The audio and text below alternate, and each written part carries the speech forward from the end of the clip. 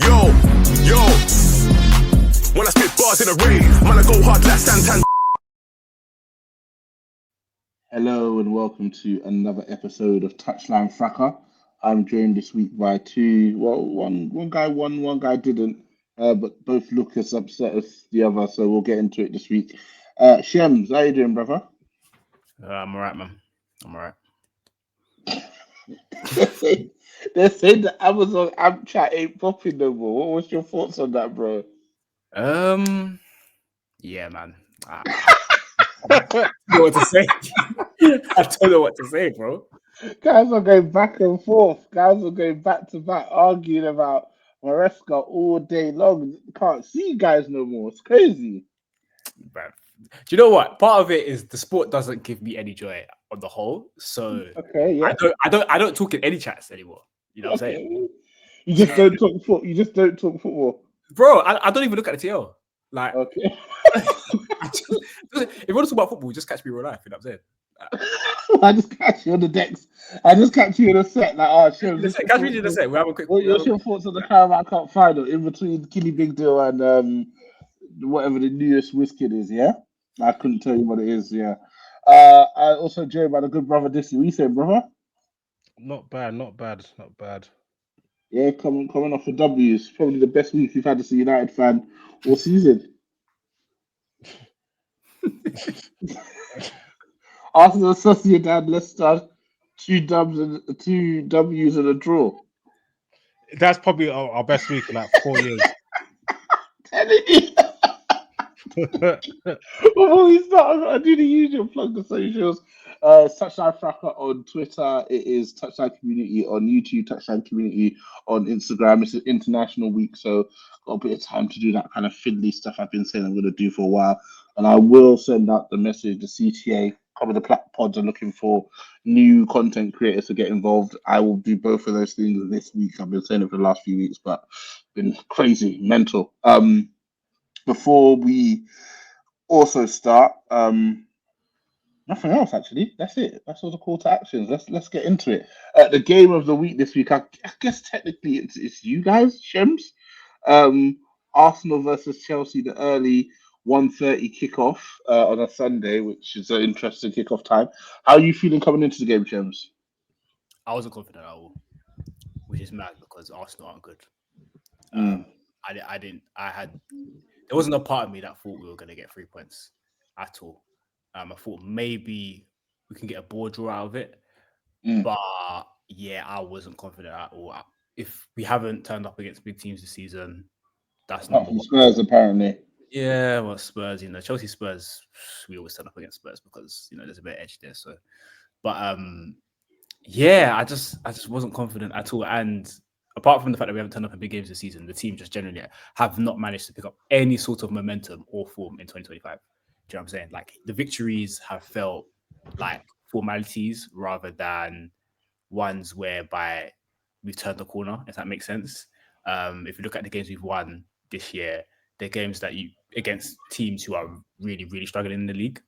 And even some of them weren't even that convincing. So, yeah, there was nothing to be confident about. And then when the team news dropped that Cole Palmer was not in the squad due to an injury, that was even more. That was even more depressing. Not the fact. How's he been playing in recent weeks? So yeah, obviously he's been on a goal drought, but I still think he's not been doing too bad. And Cole Palmer on a bad. Cole Palmer in bad form. Hold on. Cole Palmer in bad form or Cole Palmer in like good form, he's still the most likely in this team to try and make something happen, right? I thought midweek he was quite good against who did we play? Copenhagen in the second leg. Midweek, yeah. But yeah, I think against our last league game, what was that game where he was moving quite selfish? I can't remember. It was the game after it. I can't remember who he played, but he was really, really forcing it.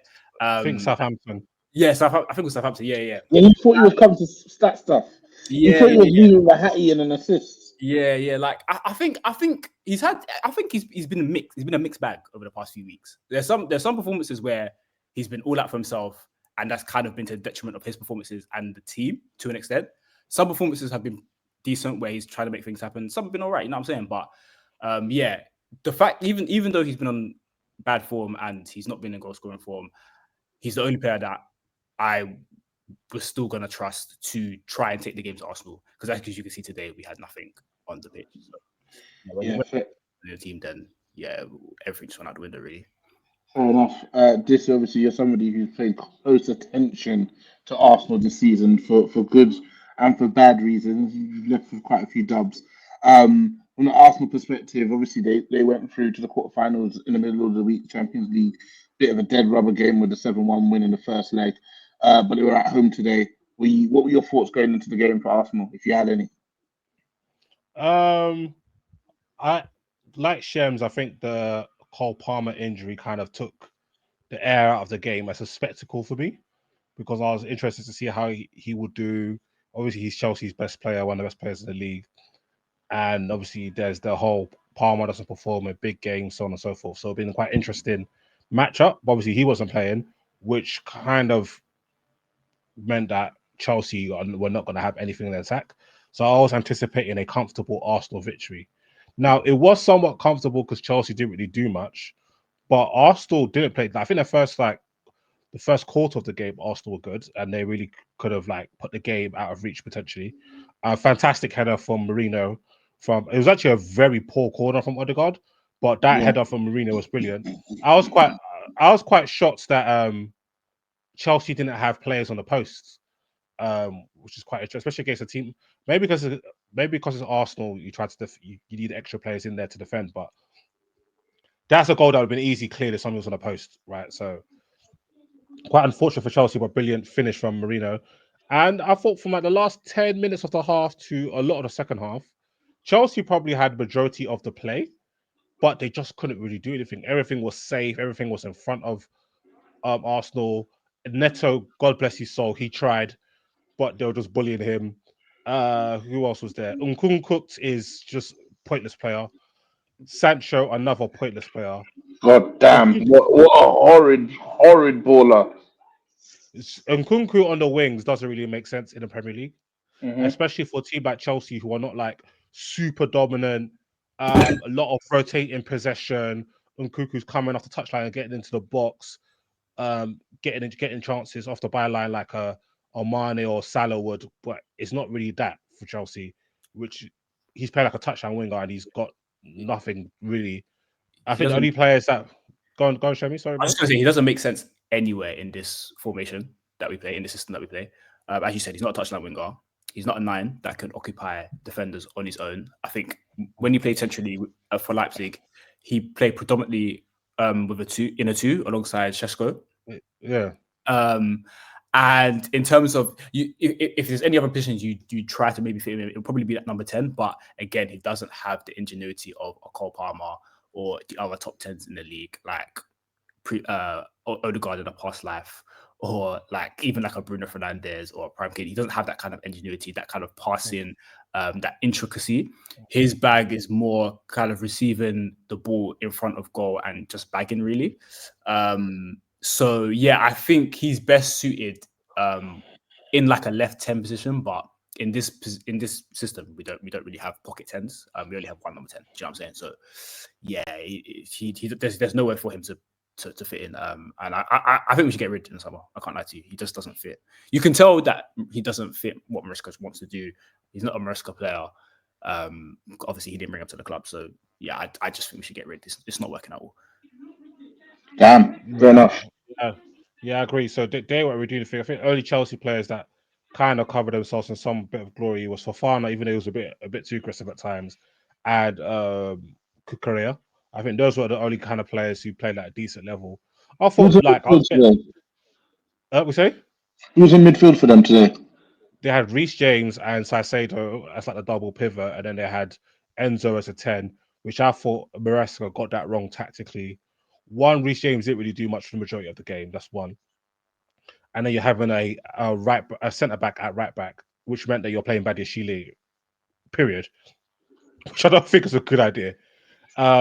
Then you take Enzo away from the action, and he's playing 10, and he was completely useless there.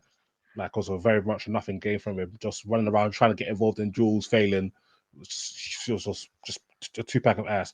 I was kind of debating the Arsenal boys. I thought Saicedo was okay. They were saying that he was really poor. I don't think he was really poor. I think it was a really poor game.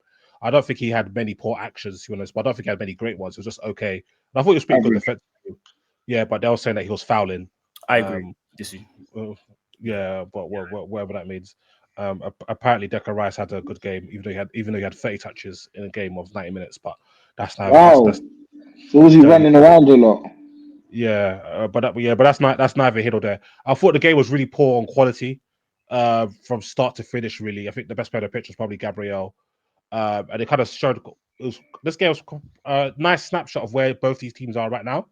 Chelsea doesn't matter, like maybe can't say you miss him. Well, they do miss him, but doesn't mean he's the answer. But Chelsea without Nicholas Jackson is so toothless because he really knows how to play the 9 position in terms of running in behind, hold up, flick on. He's a constant threat. Occupying the back line, yeah. Because now there's no point Chelsea crossing it because there's nobody there to challenge it. Absolutely nobody, right?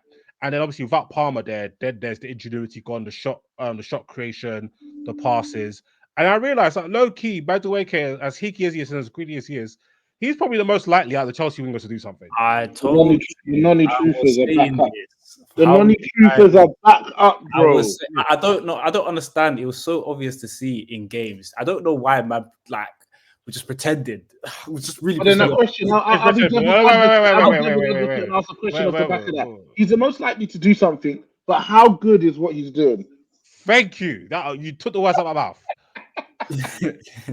I hear you. The thing is, the thing about Noni, like for me as a winger, I value volume because, as you can see, when you play with wingers, you have absolutely when you play with wingers that have absolutely no volume, it's arguably a negative to the team because there's no penetration, there's no threat. Do you know what I'm saying? Noni's execution isn't fantastic, but he gets us up the pitch because he carries the ball. He will actually go at his man. He will actually threaten to shoot. None of which we had today. We had no one on the pitch who wants to shoot. Everyone's shot shy. Everyone just wants to do you touch, I touch. Nobody wants to run at their man. Nkunku and Sancho, useless, absolutely useless as a wing pairing.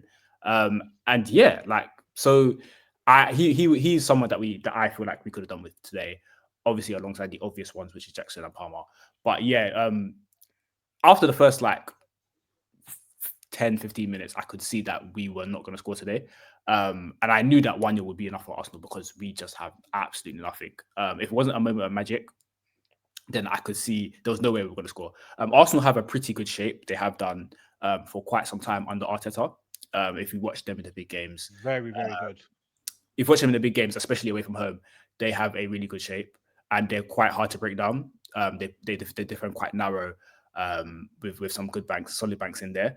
So you really need to you need special players on the pitch, and you need players who can not only stretch the line but could also kind of just be a bit creative and have that ingenuity. But we had none of that. So I could see that from the first half that we weren't going to score today. It was a it's a pretty pathetic game, honestly. The game was. I'm not gonna lie, I'm not gonna lie. Maresca, I don't know what he thought he had. Actually, no, to be fair, at the beginning of the season, you're thinking, Neto, Madueke, Sancho, Neto was a popular signing in the summer. You'll think that, okay, cool, they'll be able to do something out wide, but they've all been pretty poor this season. Madueke has probably been the best out of those wide players. I think, obviously, not having those 3 players damaged Chelsea severely. Same with Arsenal, to be fair. Not having Saka and Havertz, and maybe Gabriel Jesus as a deputy. Going forward, they were so blunt. I think Martinelli is probably the best attacker because he actually was able to put in some good crosses. But that was such a tough game to watch. Such a tough game to watch. Chelsea really need to sort their ish out, right? And I think one thing I don't really rate about Maresca is he just kind of does stuff that I just don't really understand. Like the not playing Reece James or Gusto at fullback doesn't make sense to me. It really, really doesn't. So I feel like Chelsea have a new back 2 every week, which is kind of crazy. Also, I feel like the best part of Chelsea they have right now is their midfield. I think Like if you have Enzo and Salcedo in midfield, you've got a good chance of winning a midfield battle on a weekly basis. Okay, now you've lost Cole Palmer to illness, so I don't think the answer is to play Enzo high up the pitch and that's a 10. I don't know what these managers think this is. A 10 is a specialist position. You got to know how to find I think space, how they to just lump a receive. guy, lump a techie eight Bro, in there and expect some yeah, results. Yeah. bro, do you know what I mean? Put Techie 8 self checkout, think it's all good. Nah, bro. Nah, bro. The security tag is beeping. It's haram. One thing I'll Security tag say is beeping. about the Reece James and Gusto point is that even when they do play fullback, they don't play as fullbacks. Like Maresca doesn't use fullbacks to overlap, if that makes sense. So like even when Reece James is playing there, he's not doing the things that he's best at, which is like overlapping and doing bits Yeah. in the final third with his crossing, even shooting. Maresca severely restricts his fullbacks. Even Cucurella, when Cucurella is in attacking positions, a lot of the time you see him pop up in like a left 10 position. That's where he's got quite a few of his goals this season, back posts coming in from there, or like picking up or the ball falling to him in the box in that kind of left-ish area. So yeah, Maresca doesn't use fullbacks the conventional way. So yeah, all this woke stuff, it's just ass. It's ass. Like Gusto was playing midfield beginning of the season, I think, in some games. Doesn't work. He's a proper fullback. Yeah, he's a proper fullback. Yeah. James, I know James played some midfield in his early in his career for Wigan. Mhm. And to be fair, I don't think he did that bad today, but yeah, I don't know what he gives us in the midfield area. Do you know what I'm saying? Like he's a brilliant player, so he might do a job there anyway, but I don't know what he gives us that's a positive. Right. So, like, obviously, I want to ask you something. A discussion we've been having for the last few months. Obviously, current manager versus previous manager. He's creeping up, catching up in that lost column. Shems. People were saying that you guys wouldn't concede 40 goals in the league. You're getting there as well. Where are you now with Enzo Maresca? Right now, I'm not. Yeah, probably. I'm not happy, to be honest. I haven't rated what I've seen for the shocker for the past 3 months. To be honest with you, so when the form has been this bad for this long, like it's been a sustained period of time now. This isn't like some small blip. This has been a full on. This is dragged out. You have to start like looking at the manager and seeing, okay, like what have you done, like what you can. And I would say probably not. Like I think Disu makes some good points. Some of his decisions are quite questionable in terms of where he plays players and the way he sets us up. The players aren't devoid from this as well, because obviously we've had quite a few players who dropped off form and dropped their level. Caicedo definitely in 2025 has not been impressive. But yeah, a lot of men haven't been impressive. But I think I've spoken on that quite a bit on previous pods. But yeah, I think Maresca at this point, he looks like he's out of ideas. He doesn't really look like he knows what to do with the current crop of players. Maresca. Yeah, I just don't understand him. I feel like some of these managers overcomplicate things. Maybe trying to move like he's OG Pep, like just trying to, bro, just keep Enzo and Salcedo in midfield. And when Lavia's there, you play Lavia with them. Do you get what I'm saying? So Palmer's not there. You're going away to Arsenal. This is a time, bro. What's the point of buying Dewsbury Hall if you're not going to trust him to play? Yeah, I was going to say that Dewsbury Hall is actually technically sound. He's actually technically quite sound. And he's a better option in number 10 than Enzo Fernandez. But you think I don't think Dewsbury Hall is a 10-10 like that, but he would have played it better than Fernandez. Yeah, he would have played better. He's got some industry about him. And then also, you don't want to take Fernandez, who's probably been your best player this season overall, out of his position, right? Right. Like Enzo and Salcedo is something that works. That's one of the units of the team that works. Wasn't the choice just in Cooks? Huh? Wasn't the choice just in Nkunku? He doesn't know what to do with Nkunku. He doesn't. It's so obvious. Like one thing I'll give Poch actually knew how to use him, and the few games that Nkunku played on the Poch, he played well. Like I like what I saw. But Maresca doesn't have a clue how to use him. I don't think he rates him. If it wasn't for injuries, I don't even think he'd be getting looking. He wouldn't. But another issue with that is he's trying this Pedro Neto thing up front, yeah. And I understand trying something new, but I think certain games like Nkunku's clearly more suited to playing up front.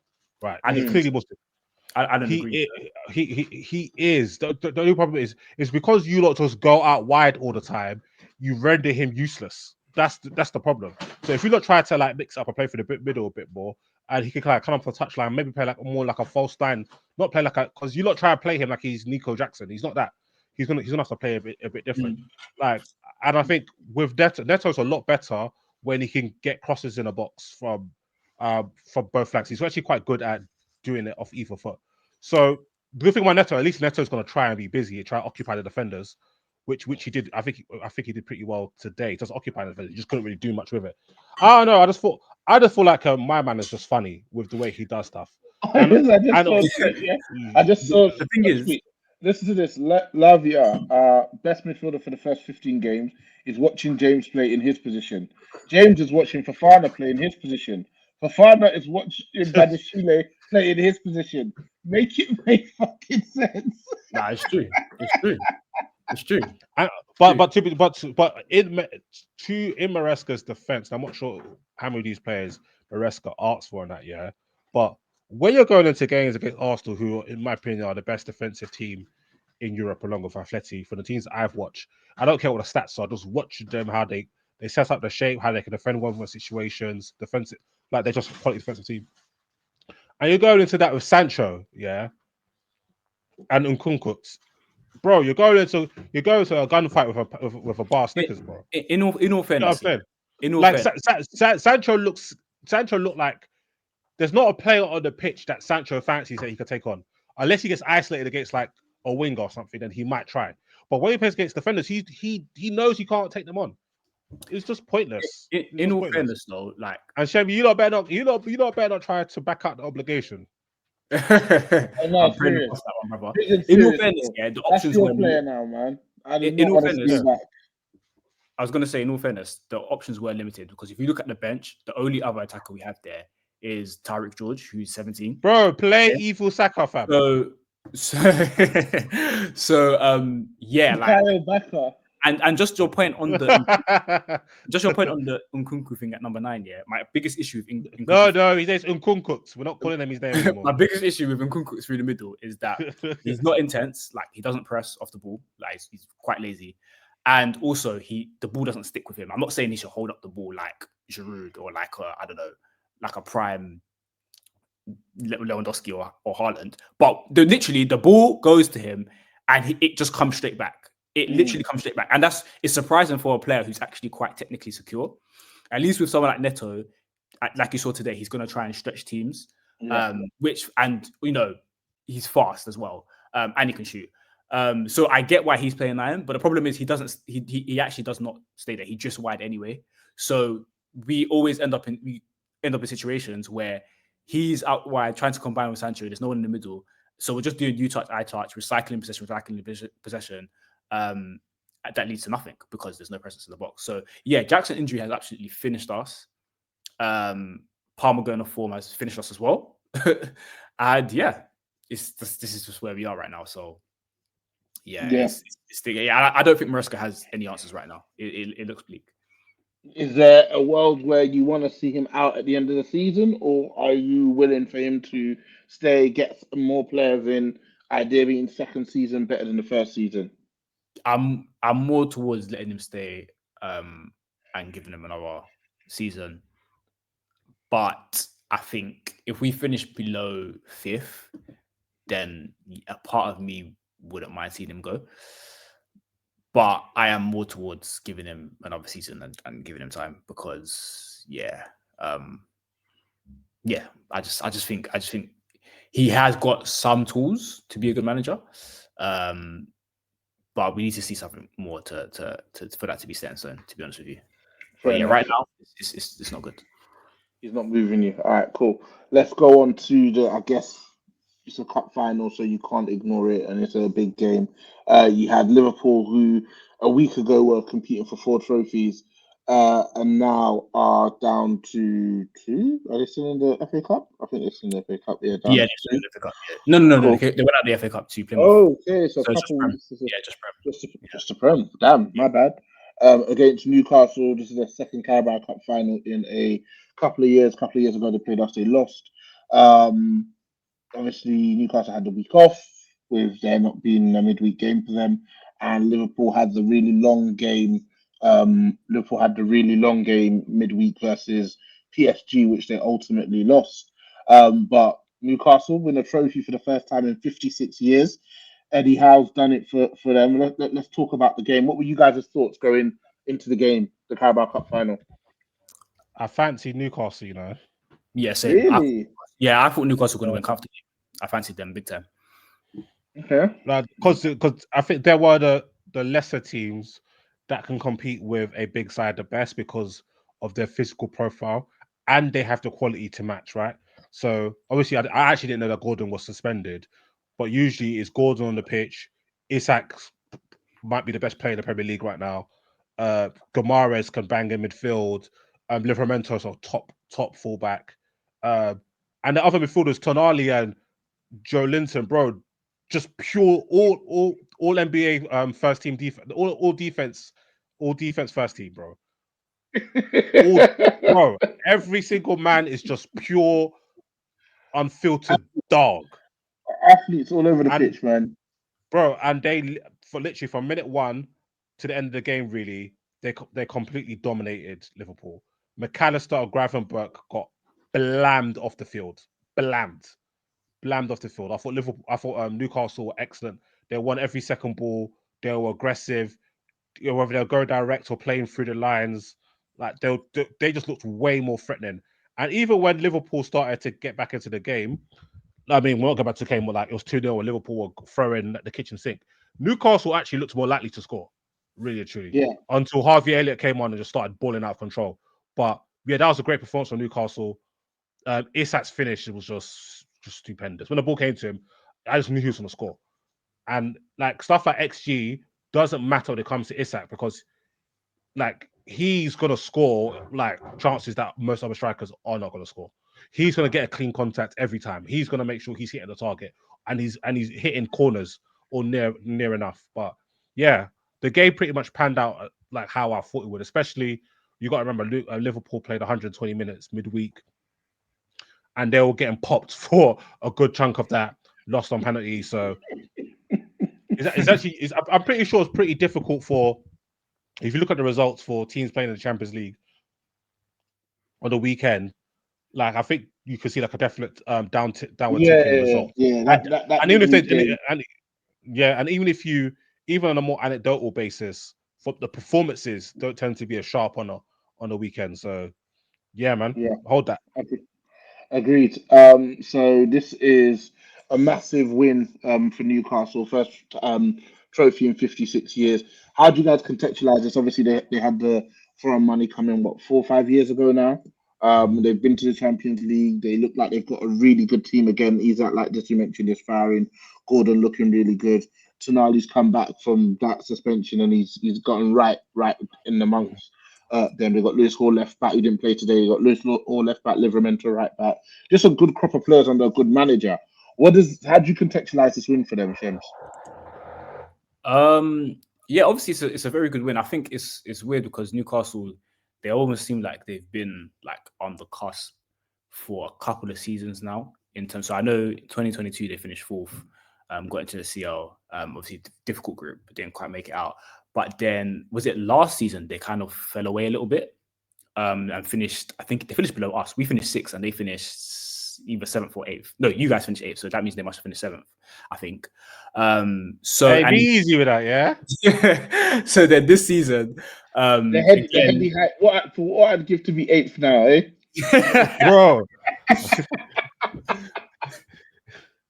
So this season, obviously, the mix is quite tight between 5th and 10th. But yeah, like it's despite it being a good win, I think they would really be looking to kind of push on and solidify themselves amongst like the top teams in the league. Because as I said, they've been on the cusp for a few seasons now. But yeah, this is a brilliant win for them. I think, like you said, they've got a lot of potential in the team for them to go far. And there's sometimes I watch them this season, I'm just like, there's certain games like how have they churned out this result? So like for example, the way they got packed by Bournemouth at home, I think it was like 4-1, I think it was. Like there's certain games I watched this season, I'm just like, how's this happened? They seem Nah, that was a packing. it was a packing, you know what I'm saying? They Like, got smacked, bro. so They like got- I think for me, Newcastle, the next step is kind of just developing that consistency really and establishing themselves amongst the top teams in the league, like the top the so-called big six, which is obviously kind of fading away now, and getting themselves in and around the CL quite consistently. But yeah, the really good win for them today. And they've got really good players. But I don't think we spoke about how poor Liverpool were though at the same time, because as far as good as Newcastle were, Liverpool were very, very poor. And I think low key, the last 2 games has kind of confirmed what some people have been quietly thinking in terms of like this team. They're not bad, but they're kind of ordinary. Do you know what I'm saying? And like, Do you think they're ordinary? Would you go as far as ordinary? Yeah. I think they're quite yeah. Okay, let's tussle because I've been seeing a lot of this and I don't like it. I don't like I don't like it. And it's no disrespect. No disrespect to what they've no done. disrespect for you lot are mid. That's basically what you said. Okay. And no disrespect, bro. That was kind of mid. Let me rephrase it. Yeah, I think they've got a lot of ordinary players. In my opinion, I don't think they do. Really? Were we saying this 2-3 months ago? They're not moving me. I'll be Which real. one? Nothing's moving. It's a movie. They've been movie. brilliantly. They've been brilliantly coached this season. Yeah. And they've got a world-class shooter. Who has done the utmost to carry them, even though he doesn't show up in finals. But that's another conversation for another day. But there's a lot of players. There's a lot of players in that team that fans will be looking to move on. Like think about it. You got Nunes, Jota. Nunes not starter. Jota's a rotation piece as well. Keep going. Yeah. Well, but Jota's come in like last 2 games, and he despite the fact he can't stay fit, but he come in last 2 games and really doesn't offer much. And he looks physically. Julian told us shooter. He looks physically cooked. Julian was trying to put him in conversations with Son. You know what I'm saying? Yeah. You've got that was one of the most infuriating days of my life. I said of his life. Do you know how much I hate when people are telling me something that's complete nonsense and they're standing on it? Yeah, like you're crazy. Keep going. So you got Robbo as well. Yeah, he's past it. He's pretty past it. I like the backline. Backline's cool. The rest of the backline's cool. Then in midfield, who starts for them? Gravenberch. So Bosley, not it for me. Not it. I think he's been good. He's done decent this season. No, he's done pretty well this season. But yeah, I don't think as an overall player, I don't think it's it. Yeah, right. Yeah. I don't rate as a player. So how many have I named there? I've named 5. McAllister. What do you feel about McAllister? I'm indifferent about him. I think he's a good player, but I think his impact is slightly overstated. But he's a good player. Overrated. He's a good player. Overrated. You like Gravenberch, you said, yeah? I like Gravenberch, I like Jones, I like Elliott, but Elliott hardly plays. But I've named 5 players who play quite a lot of football for Liverpool. Not good. And but you could say that about virtually every single team in the Premier League. They've got about 5 players who play regular minutes that ain't all that. So this talk, I see a lot of this talk online. Not previous winners of the league, I don't think. Yeah, but we'll talk about this year though. Yeah, fair. But I'm talking about top teams over the past, like that have been in Liverpool. Conte's team had hella mid. How many examples can you name? Really? So that's one. Conte's team had hella mid. Leicester had hella mid. But you're talking about years that were not. That Leicester year is an anomaly. City last year had hella mid. City last year. No. Yes, they did. Yes, they did. Who was mid? Their whole defense. Bernardo Silva. Okay, but the difference is they had way more Grealish, Doku. Yeah, but the difference is they had way more like firepower than this Liverpool. They did. They had Foden and Haaland, but Salah's having not Morris. Alvarez. Yeah, there last year. Yeah. Mahrez went there last year. But anyway, to Liverpool, to defend Liverpool, I think all this talk is pretty egregious. So they've had a rough week. Yes, they got packed by PSG, but I think a lot of teams would have got packed by this PSG team. Are actually serious, like they're a proper serious team, and it does happen. Number 2, so last year Liverpool were in the title race until like maybe early 2024, and then they fell off to end up first. So it's not like this is like a fluke type situation. They were actually in the mix last year, but they couldn't keep going machine for machine with Arsenal and City, who kept such a high level until the very end. This season, they have been like by almost every metric, like the best team. XG allowed. I think they scored the most goals in the league. They've conceded like second or third fewest. They conceded fewest XG. They're on pace for like 91 points. So even a good City season would have to go machine for machine with this Liverpool team. Arsenal have never even got 92 points. So even that great year of Arteta, they got 89, right? So by all accounts, they are playing very well. Well, not playing well. They are doing very well. At the end of the day, this is a competition. How you judge teams really across the 30 is about winning games, bro. This is a 38 game season. This is not a little sample size. This is not a cup competition. They have been the best team in the Premier League by a distance, and I think they're paying a price that there isn't another challenging team to be there. So people kind of like, oh, this Liverpool team's lucky. People talk about injuries. They missed. They missed. They missed Konate for a significant amount of time. They missed Jota for a significant amount of time. They missed Alisson for a significant amount of time. They missed. They also missed Conor Bradley, who's actually their best backup if there's an injury to get. So they're missing squad players. Because when I see Arsenal fans talk about players they missed, they're not telling me about Tomiyasu. Bro plays 3 games a year. You get what I'm saying? So Conor Bradley's been a miss. So they have also missed players, but they've got the job done. Do you get what I'm saying? I do think that there's some players in the team that aren't the highest level, but no team in this Barclays Premier League is stacked from back to front. The days of City and Liverpool, where they're going machine for machine, is gone, bro. Because even City's team is a whole lot of mid in that team. Arsenal's team, there's some quality, there's some mid. Chelsea, talented youngsters, hella mid. Newcastle, some talented players, some mid. Do you know what I mean? A lot of teams have like no team has got like in my opinion, I think PSG got pretty much back to front quality players. Maybe not as much, back to front quality players. Madrid got back to front quality players. Barcelona pretty much got back to front quality players. Bayern to a degree, yes. I think the Prem teams don't really have that right now. No, but Liverpool, end of the day, they've lost 1 game in the league. People are calling them kind of lucky and they're not all that. They've lost 1 game. No. By the way, I've not disputed what they've done in the league. What they've done in the league this season has been fantastic. They've done bits. You know what I'm saying? And they've done bits. But what you just said they were mid. Yeah. Let me explain. I'm not saying that. I'm not saying they've been lucky. I'm not saying any of that. Like they are where they are because they deserve to be there. But at the end of the day, like what I'm saying isn't based off of this week. Like I think a lot of us have watched Liverpool and say like we haven't really been that moved, even though they have been hands down the best team in the league. If it wasn't for like if you take away Salah's contributions to the team, which he's having a year that's even, it's not a normal year for him. He's having a year that, even by his standards, it's an outlier for sure. He's exceeding his best years, right? And if you take that away, there's actually nothing. Like I'm not saying, So what if you take away their best player, if you take away their best player, hold on, wait. So are you questioning the individual player contributions? Or are you talking about the style of the spectacle of watching the team? What's the main thing you're calling out here? I'm calling both. Like no, well, okay. Less so the style. I think they play some good stuff, but it's more so the individuals. Yeah, sorry, it's more so the individuals. Like there's previous teams in the past who have been fighting at the top of the league, whereby, so for example, City. You say City's team wasn't stacked last season, which is true. But if Haaland wasn't doing it, Foden was doing it. If Foden weren't doing it, Haaland was doing it.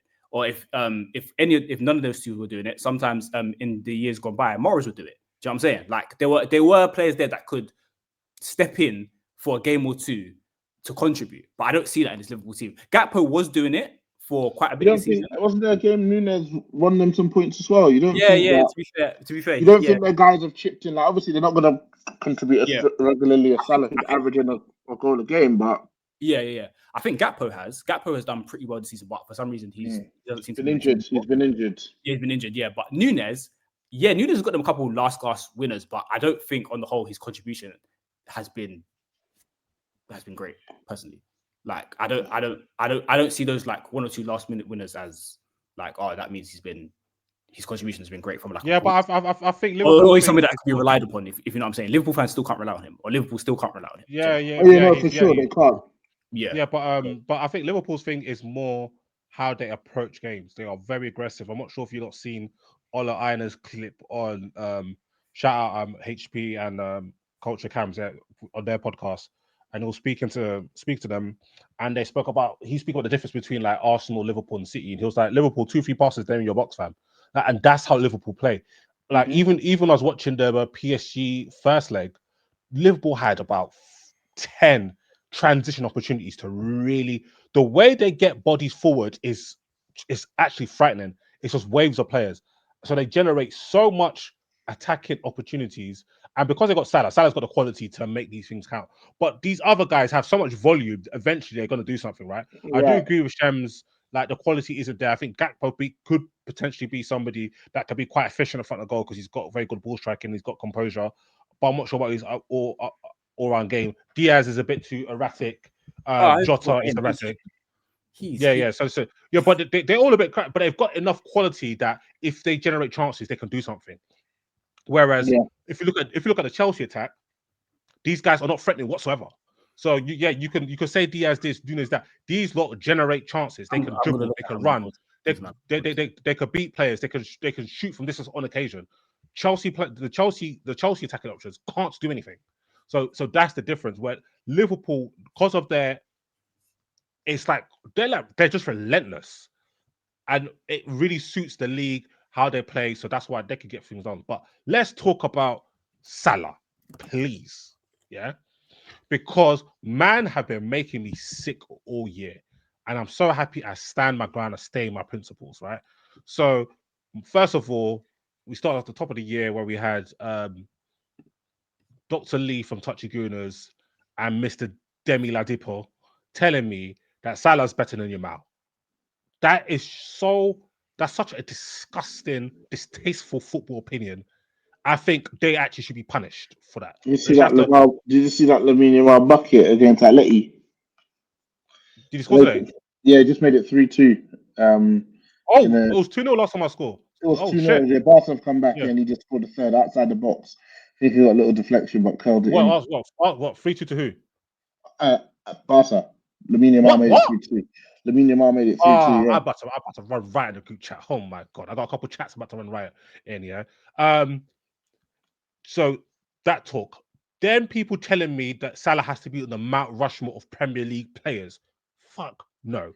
I do not care how many goals he scores, how many stats he gets. The matches are not on SofaScore. They are not on Wikipedia. They're not on Transfer Market. They're on TV. We watch the games. And this guy is not as good as certain other players. He is a world-class player. He can put up brilliant numbers. And that's where it starts and that's where it ends, right? Because of the numbers he was putting up, people didn't even care that he was getting padlocked by his fullback, but he'll pop up with a goal or assist or a couple penalties. They were saying, don't bring him to Hazard. People were angry with me because I said that he's on the same tier as Bale, Ribery, Robben, and Di Maria. I'm like, first of all, I think all those players are better than him. That's number one. He can't chat to Bale. He could not chat to Bale or Hazard at all, in my eyes, right?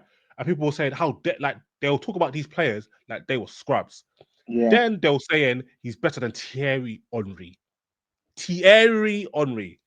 And you know, for me personally, when they brought his name to Neymar, if I had a gun, that's when it comes personal, yeah? No, at that point, it's like you're dissing my mum, fam. Like, bro, how could there's nothing that Salah does that's better than Neymar. He's not a better goal scorer than him. He's not a better dribbler. He's not a better passer. He doesn't even put up better stats. He has a one more as an individual or as a in a team sense. In finals, do you know Mr. Salah has only 2 goals in over a dozen finals, and they're both penalties. I think it's 15 finals, yeah. 15. 2 and 15 is nasty work. Mr. Big Game Player can't get his game off today. Some may say 2 more than Thierry. Hey, that's for them. I like that one, Dad and they may say that. I'm not saying it. They may say it. They may say it. I'm not saying it. That one is for them, not Dad and Lou Bob 91. That ain't my problem, bro. You know what I'm saying? All I know is that only Messi has scored more than my boy in finals. That's all I know. But 2 goals in finals. And the performance like today, he was a non-entity. And this is my problem. Like, so it sounds like I'm being harsh on Salah. He's a top player, but when you're putting people on tables where the game revolts, like if you're talking about players like Thierry Henry, Eden Hazard, Wayne Rooney, to keep it Premier League, the game revolves around them. It's very rare that they're just completely and utterly not in the game. They could be in the game and playing poorly, like bad actions, things not coming off, but they're not a complete ghost. Like the way Nuno Mendes had Salah in jail. Bro, this, I don't think man understands, yeah? Salah had single coverage. I'm using basketball American terms. He had, it was just him. They left Salah 1v1 for 210 minutes straight. And he cannot do one thing in 210 minutes in 2 different cities. Yeah, we're in 2 different jerseys.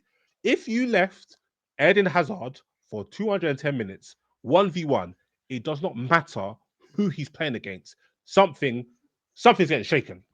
And if you left Henry or Neymar in the positions that Salah had, 1v1, no, in fact, it's impossible because nobody will do that. The freedom Salah had, you only see in transitions. What PSG do, come on, man, it's light work. It's light work. Yeah. So let's calmer. Don't let the stats get to your head. At the end of the day, football is played on the pitch. Let's watch the games and watch the impact. Like today, the best player on the pitch for half an hour was Harvey Elliott. He was insane. He came on touch.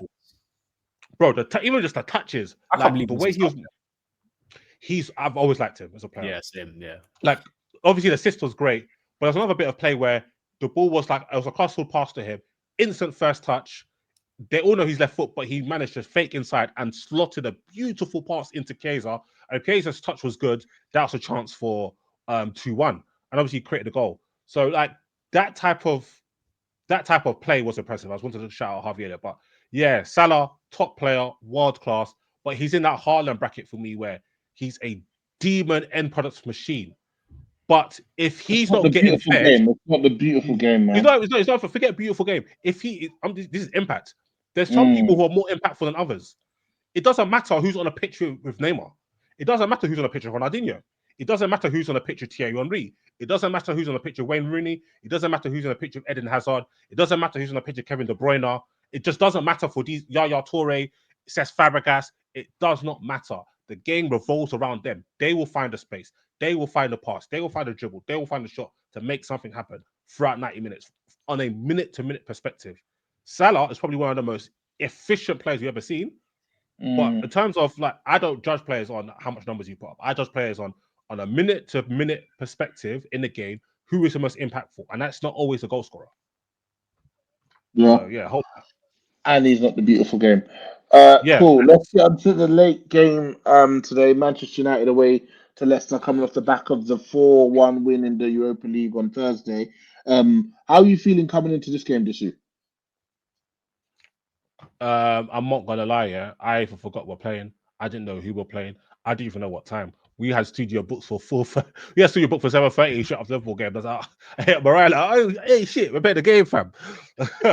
Then I saw the starter lineup, and I was thinking, what time is the PSG Marseille game? I might just watch that instead. Do you get what I'm saying? But it was, and I actually thought the game was on BT Sport, but because it was on Sky Sports and it came straight after the Liverpool game, I was like, might as well. Yeah, but I don't know. We got a 3-0 win. It was pretty comfortable in the end, but I don't know, man. Yeah, it wasn't nice. It wasn't nice. I didn't even celebrate when Højlund scored. I knew you wouldn't. He needed. That was a good finish from the lads. It was a brilliant finish, but he is so dead, that he actually should have messed up the chance because he's touched and everything.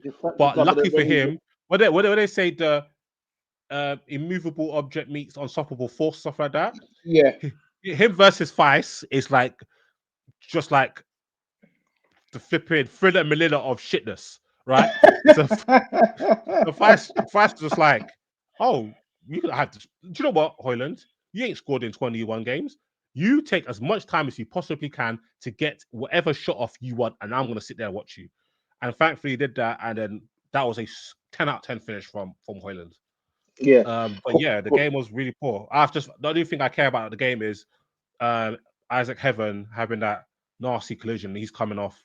He was having a really good game. He's looking good, man. That's a good signing right there. Kid is physical. He can carry the ball.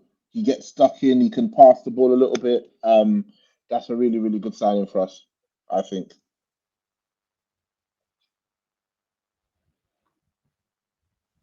No, I don't yeah. know if you're talking to me or Shems. What do you say? I know you're talking to me or Shems. Sorry. It was just me giving my thoughts on that, but it wasn't. I wasn't. Hey, fuck Man United, man. Fuck Man United, nigga. I was watching the game, yeah, and I was just like, this is. There's so many things about today's game that just pissed me off. Sorry, let me just have a quick rant, yeah.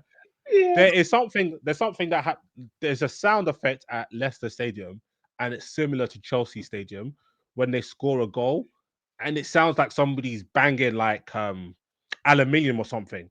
It just Mm. really pisses me off. I just hate Leicester Stadium. So that's number one. Leicester are fucking shit, blood, yeah. But Ndidi and Somare were dunking on our midfield for a good 60 minutes. Number two, we have too many mid-white players. That's all I've just seen. It's just mid-white brothers. From Why didn't you have the Delitz white there, bro? to Dallo to Lindelof to Ericsson to Ugarte to Hoyland to Garnacho. It's a bad bunch. It's clear. Do you know Yeah. when we get games like this? It's so clear like how shit we are. Like it's the same as like when we play Sociedad on Thursday. We're shitting all the other games. We simply can't compete. We can't compete with an average Premier League side. So when we play teams that are below average, we start to get our game off. We Yeah, start we're to get getting a our game. game And it off. reminds you that these players are just genuinely horrible, Yeah, bro, horrible players. Somare and Ndidi were moving to Bruno and Ugarte for most of the game, right? Mm, We just happened to get the second goal was very key for us. Garnacho had a goal disallowed, but that was really he generated the shot pretty well. I was actually quite shocked, but that was on him for being offside. And once he finally got his goal, that's probably a top five Garnacho finish, and his best shot of the season. Maybe or second best shot. I think he scored like a banger earlier in the Carabao Cup. That kind of opened the game up for us, and we're able to be like the better side for the rest of the game and that. But before that, it looked more likely that Leicester were going to score than we did. There was a couple good yeah. passes from Bruno in there, some good defending from Isaac before he was injured, as well as Delitz. Mazraoui is a good quality footballer all round. I thought Dallo did all right today for once. Yeah. But it's just boring watching this team. We've got no ingenuity. Do you know what? The football this weekend has just been A pretty lot of dire. teams are boring, bro. A lot of teams This like this this is a poor Premier League a season lot of teams. because I was saying to Morayo, like literally before we started recording, that the teams that I enjoy watching are like Bournemouth, facts. Brighton. Brighton were quite good against City yesterday. I enjoyed that game. And Nottingham Forest. Those are the only teams I enjoy watching. I don't enjoy watching anyone else. Everyone else is rubbish. Genuinely. Okay, Liverpool are not rubbish, but I don't enjoy watching them. Do you know what I'm Yeah, saying? I know what you mean. Man. I can't wait for this season to be over. To be honest with you, It's just been 2 packs of ass. yeah, I can't wait Literally, for this season to Champions be League is over. giving me something small. You know, seeing like Dembele, Due, Barcola, Vitinha, Yeah, a little Real bit of Madrid, quality on of the course. continent, you know. Yeah. Seeing Real Madrid, the ball over there. Mm. You know, CL's giving me a little something small. I think the knockout stages are going to be quite spicy. But the domestic football has been absolutely piss poor. It's been Like dire. It's been dire, man. I can't wait for the season to be over. I cannot wait. It's been dire. I'm I so think we're lacking in attacking quality. yeah. I And think Yeah, I think I somebody think that's said what it that is. today. It might have been Elijah who tweeted it. He said that he's watched so many games and he just felt so many attackers are so bad. I think Um, the league as a whole is lacking top players because if you think about it, yeah, all the top talents are abroad right now. So you've got Yamin Yamal, you've got Olise, you've got Musiala, Musiala, Vitinha, Barcola, Due, Mbappe, Mbappe, Vinicius. Bellingham. They're all mm, abroad, right? Who I we don't know. who we Huh? got in Prem? Huh? Who we got in Prem? If you take it back, yeah. They got Kevin Durant, but we got Jaden McDaniels. If you take it back like 10, 12 years ago, we had Yaya Toure, Hazard, yeah, Man, I Silva, said 10, 12 years ago, Guerrero. even like 5 years ago, you just have to look at the flipping City and Liverpool teams, and then even the other teams had like we had like Pogba in the league and Yeah. Hazard and whatnot. Yeah, it's true. No, you are right. I think we could do some more attacking talent, some a bit more excitement. But unfortunately, I don't know. I just get the impression that a lot of these teams see these players that can kind of open the game up as luxury players or whatnot. I think like we need some more variety of play. I like the fact that Newcastle are back to front team. I like the fact that Nottingham Forest are back to front team. I like that Liverpool are back to front team. I want to see a bit more variation in how teams play ball. Not everybody has to be a possession-based team. Like I like the fact that we got some teams that could go back to front, be dynamic, balls over the top, shots from outside the box, like just something a bit different, really and truly. Yeah, agreed. Agreed. Let's go to our awards this week. First one is the Get Big Sam in as defensive coach if he ain't managing. Award manager you want to shout out for positive or negative performance. Shem, do you want to go first? Yeah, it's got to be Maresca, brother. Maresca is. Who could have saw this coming? Yeah. All of us. Yeah, man. I don't know, man. Team selections, just a bit higgy still. Doesn't look like he's got too many ideas in terms of getting us out of this rut. So it's gonna have to be Maresca. Very easy. Disu, who's your Get Big Sam in as defensive coach if he ain't managing award winner this week? Luis Enrique. PSG, such a fun team to watch, and I spoke about it on the previous podcast. I had a tweet that was just talking about like PSG, how fun they are to watch, restoring the feeling. I shouted out some of their players, and it had like 1,000 retweets. I'm not sure if they're all quote tweets or not, and the majority of them were like 1-0, they lost, 1-0, they lost. So it's so funny that very next week you can't say that now. And what's ironic is that even though PSG, I think they played well and they deserve to go through this, even in the second leg, because they actually still outplayed Liverpool. They actually won that second leg, but they were much better in the first leg. So it just shows that not every game's the same. You can't just look at the results and whatnot. I think just the way they play, they are brave. The way the midfield work, like Neves will just randomly make a burst run over the top. Cavacello works hard. How comfortable Vitinha, Ruiz, and Neves rotate positions, and they can have one deep. They're just such a fun team to watch. So Agreed. I was very happy that they went to Liverpool and they were aggressive. And they weren't too aggressive. What I did notice is that they didn't send their fullbacks forward because Hakimi is like one of their best attacking threats. He barely went forward that game. Same with Nuno Mendes. They're actually really good going forward. But he trusted his front three to be able to get the job done. And yeah, shout out Enrique. Yeah, fair. I'm gonna go with Ange Postecoglou. Just another dire loss. Yeah, just another quiet dire loss today. 2-0 away at Fulham. Just shit. Just absolute shit. And people have become like desensitized to how shit they are now. Like they're below us in the table. Like, come Say on. wallahi. Yeah, they're below us in the table quietly. They did rotate quite a lot of players. Quietly lost 2-0, you know. Yeah, they did rotate quite a lot of bro. They rotated a lot of their players. We got today. 37 points after 29 games, and they're behind us, man. They're level 1 point with West Ham and Everton. Yeah, that sounds about right. It's peak still. Yeah, so I'm gonna go Ange Postecoglou. It's not double denim. What moment had you rattled this week? Ooh, rattled this week. What had me rattled this week? I don't think I've really been rattled this week, you know. You know what?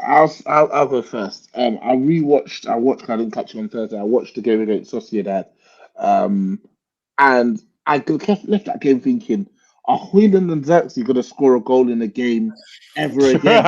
Are these guys going to score a goal in a game ever again? First, you score 4 goals. Neither the two of them score. But the amount of opportunities they had, how poor off the pace Sociedad were physically, and these guys couldn't get a goal. It was absolutely fine. Obviously, I was happy we won, but it was absolutely frying me. So I left that game like, despite the fact we'd won, just like these guys are useless. And then today Garnacho and Hoyland scored, and now they've got more goals in 2025 than Marcus Rashford. Disu. God damn. What moment had you rattled this week? You might not have had one. You might not have been rattled by football all week. No, I haven't, you know. I don't think you understand. See that Liverpool get knocked out?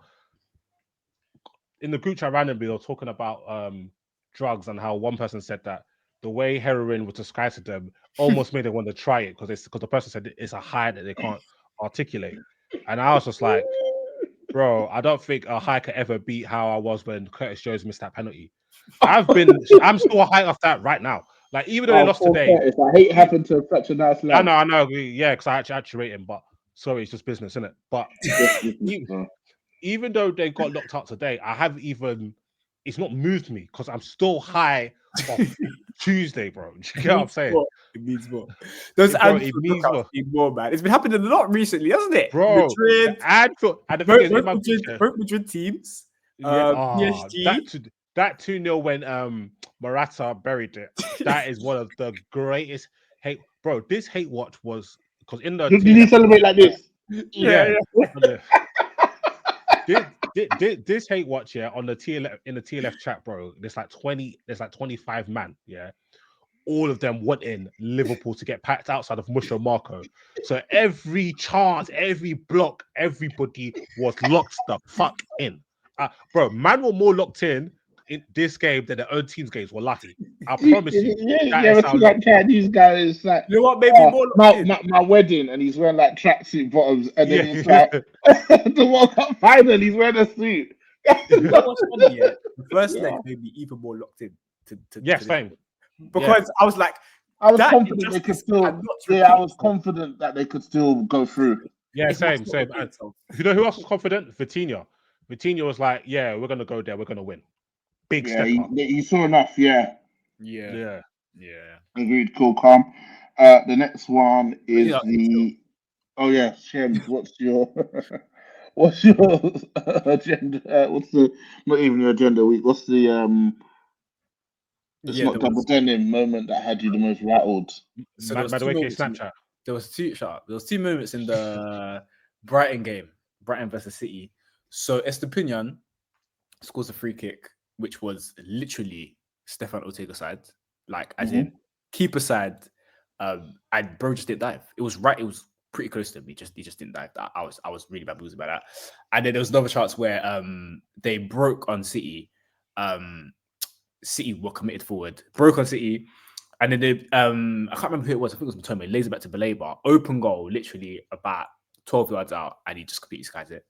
I was very rattled. Yeah, I was rattled because I thought that it was probably better for Brighton to beat City because they're like directly below us. But then I realized that if Brighton won, they would have been level 1 points of us. So then at the end of the game, I was like, you know what? That's unbelievable. You get me? But in the moment, I was rattled. I was rattled in the moment. So yeah, those are the two moments that I'd be rattled this week. Yeah, fair. Next one is the Zero Agenda's Agenda of the Week award. Just I'll start with you. You're usually good for an agenda. I feel like I have to put Salah in the mud, man. So I'll be running wild with my Salah takes this week. I'll get a bit creative with it. Odegaard again, fucking bozo shit again. Just something like, do you know what I mean? Do you know what I mean? Fucking punk. Just patch that full, man. Do you know what? Yeah, I might have to jump on the Bruno over Odegaard vibe. Hey, that's how I'm feeling. I didn't know you had this one in you. I knew the agenda was far, but this one. Oh, Bruno's feeding families. I hear it, man. He's feeding families. I rarely do I say that. Odegaard finally went past Edison's assist tally in the Premier League this season. And when I say Edison, I'm not talking about the brother from Atalanta. I'm talking about Edison, the goalkeeper from Manchester City. They're releasing swans for him in some sections. Bro's 25 or 26, man. That's crazy. They're saying no wonder he didn't make it at Madrid. That's what they're saying. Yeah. That's what they're saying, man. I don't have any. He's actually taken over Anthony's crown as the Premier League counter-attack serial killer. Damn. Horrible title to have. Do you have any agendas this week, Semms? Yeah, I think my earlier segment was quite clear. I'm gonna go with Liverpool. You know. So what is the actual agenda? So we're clear. The agenda is I think my earlier segment was quite clear. The agenda. So the no agenda is that they're a good team. You know, gonna win the league quite comfortably. Yeah. Some bits this season, but I think they might just get found out next season. I just got a sneaky feeling that. You don't think they're gonna give Slots some money? Like he did this all without making any signing. I mean, when did they ever give their managers money? Hey, Klopp spent a lot of money. World Yeah, record but for how many times did he spend money? quite a bit. He spent money on Van Dijk. He spent money No, on how many Alisson. occasions? He spent money on Szoboszlai. He spent money on Nunes. He spent money on Gakpo. He spent money on Jota. Gator. He spent money on Keita. He was not I feel having like to do. I feel like the Van Dijk, the Van Dijk that 20s, that was all in the same kind of year period. Take Van Dijk and Alisson out of it, right? But No, they spent even they spent even like 80. They spent like eight. What they spent like 70 million on Nunes, 60, okay, fair. 70 million on Szoboszlai, 40 odd million on Gakpo. Well, McAllister at 30 wasn't too expensive. About 40 million on Diaz, 40 million on Gravenberch. Like they're not penny pinching. Yeah, They're yeah, spending. that's fair. They're not doing it on a. They're not doing it on Yeah, a budget. just say you have a Liverpool agenda and just be going, man. I mean, that is what the No Agenda Award is about. So your agenda is Yeah. like, look, I'm just saying that I don't know. I'm like, You know said what? it. Do you know what? Yeah, fuck it, Shemi, I'm back in it, man. Fuck these Liverpool niggas. I just don't think they're as good as some people You think know they what? are. F it, man. I'm jumping on it. F I'm it, you're jumping on back it. in. F Pause. it, yeah. Let's get the band back together, boys. Fair enough, man. Yeah, I don't have any agendas this week. And then the last one is the ESR underrated. I know I have talent award this week. This is who you giving yours to. You're gonna moan, so let me not do that one. What, someone who just like done a madness. What are you gonna do, Yeah. Julian? Right? You're gonna tell me someone who just Usman Dembele. I was gonna say Fatidia. Quality players are underrated. You know, I'm driving me mad. No. Let me think. Whilst this is thinking, Yeah. I've got one. I haven't really. I'm kind of off like Twitter nowadays, so I don't know if the streets are giving him hype or not. So forgive me if they are. But I'm going with Asensio, the centre back for Real Madrid. I've been impressed with him since He had a really good game midweek. Yeah, since they played Liverpool in the group stages, they lost that game at Anfield. I was quite impressed with him. They were quite depleted that day, but I think he done quite well, especially young centre back at Anfield. It's not easy. And then since then, every time I've watched him, I've been impressed. The guy looks assured. And then I think what made me, the moment I bought stocks was in midweek against Atletico. He done this crazy recovery tackle. Like the pace he showed was insane. It was at that moment I was like, yeah, I'm buying stocks. So You're all in, yeah. He's Okay. I don't know how old. I think he's like 19, 20. Let me just double check that. But yeah, I'm all in on him. Cool. Disu? Bergval for Spurs. He is flipping cold. He is a Premier League player. Powerful, fast, can dribble, can tackle. Like he's just sick. I think he's been misused by Andrew Imposter Koglu. Whoever said Imposter Koglu, absolute genius. That's a good one. That and Brendan Rodgers with a didgeridoo, top two slander names for Ange. Sorry, Asensio is 22. Sorry. Yeah, that's why I saw that. I just didn't say that thing. I wanted you to put. Yeah. So the reason I got for what's his name? Ange is paying him as a 6, and that game wasn't really suiting because he's more for box to box. Like I watched Spurs midweek, same time as us, and they had Andros playing Maddison as a box to box, who should be close to goal, Sarr, who should be playing defensive mid as the guy close to goal, and the box to box Bergval playing as a 6. So he literally put everybody in the wrong position. But like just watching Bergval, his attributes, you could just see like he's gained confidence in the league. He's been super impressive, and I think he's probably been Spurs' best player the last month. So yeah, he's amazing. He's going to the top. Yeah. I'm gonna go with Aiden Heaven. When we grabbed him, it's in January we grabbed him, right? People were like, he's not good. Arsenal fans were laughing. And he's What were they basing that off? I don't even know, bro. I couldn't tell you, but they were laughing anyway. I didn't have any opinions of it. But he's come in and he's done a great job. I'm really excited about how that's going to look for us in the next few years. So yeah, I'll get my stocks in nice and early. And let's finish up with some listeners' questions. First one is from Tondre1. Do you guys see any rational way for to get back into top level football, or is that type of behaviour just past the point of rehabilitation? No comment. No comment. I don't feel too comfortable commenting on that one. Still, I've got a question for Mies, by the way. Go on. Where is it? So here's from Mr. Mies from Chelsea Hour. A question from me: is it right that Spurs are considered a big six team when they've won fuck all for ages? No, but the reason they were started to be considered a big six team is because traditional top four teams were finishing below them. So it wasn't actually It was about literally, Spurs.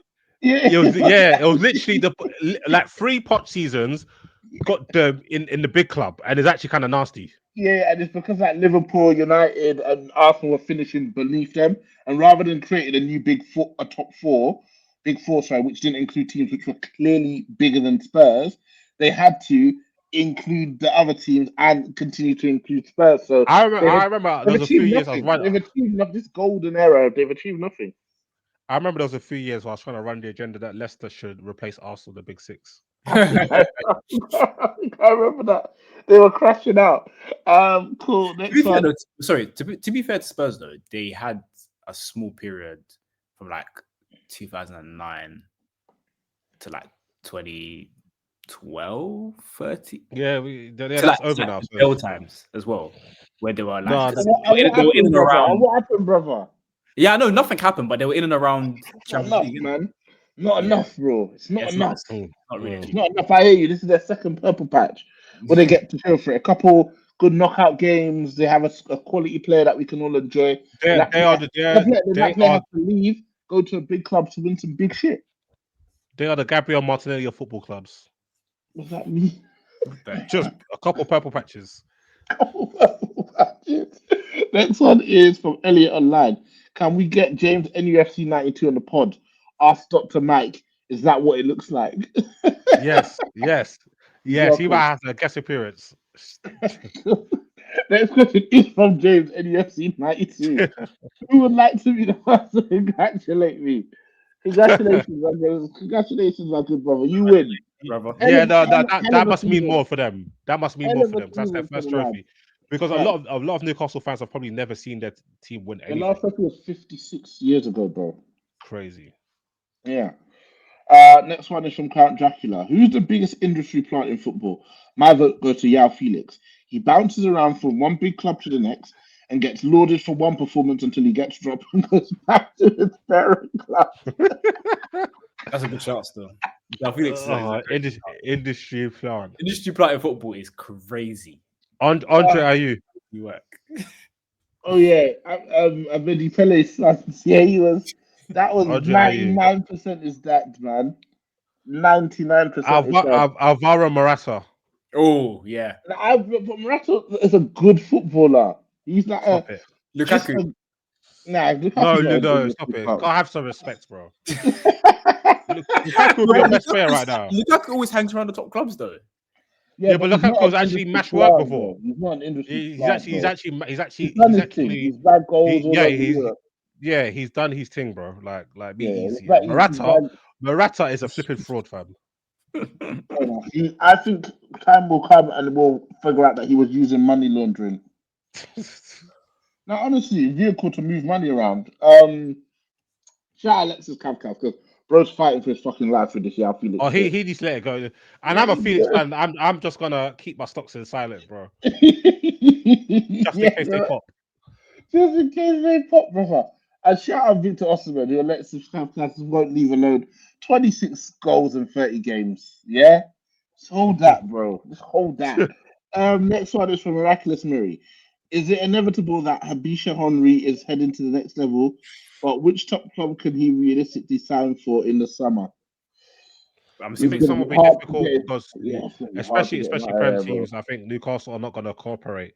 So with Isak, what I see is him running his contract down, and either Newcastle get a big fee in the last year, or he goes as a free agent, and then at that point, it could be to anywhere in the world. Yeah, I'm intrigued. I think it'll take like 150 to get him out of there. Yeah. Which very few clubs can afford. Next question is from Stinus WVG. What's the most annoying phrase in football? Put it right on a sixpence is the worst. Game Oh, of two halves. that's a It's a game classic of two British one. halves. Yeah, it's a game of two halves. We've got 12 cup Inverted. finals.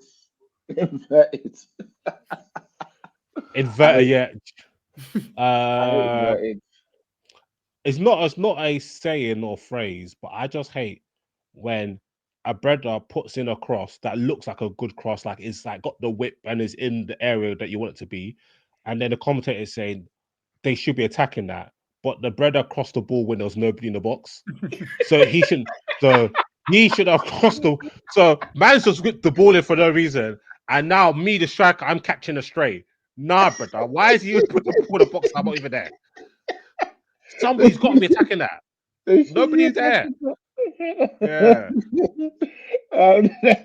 You got any, Sherry? Any others? Nah, I don't. Yeah, cool. GNA. I hate. Yeah, we just ruined the game. Next one is from Anya Nyame 49524. We listened to an earlier TLFL pod where Grav and Gapco were criticized for not being shit under Klopp. Now they're both very, very good under a new manager. Can a new manager at Arsenal make someone like Martinelli a more serviceable player? Yes. I think the levels Martinelli show is below his levels. I will never rate him as a football player, but he can be impactful if you're getting him in transition opportunities, consistent 1v1s where he's got a lot of space, not where he's right up against the touchline, and him being able to cut inside and like get shots off. I think he can be useful where he can put up numbers, but I don't think he's like a super quality player.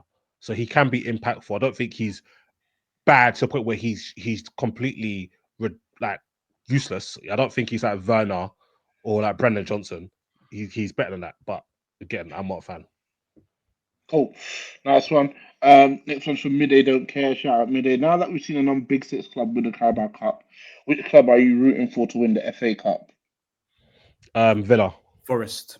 Forest. Yeah, I ain't trying to see Villa win. Sorry, bro. Obviously Forest. Oh, because of Seb. Yeah, man.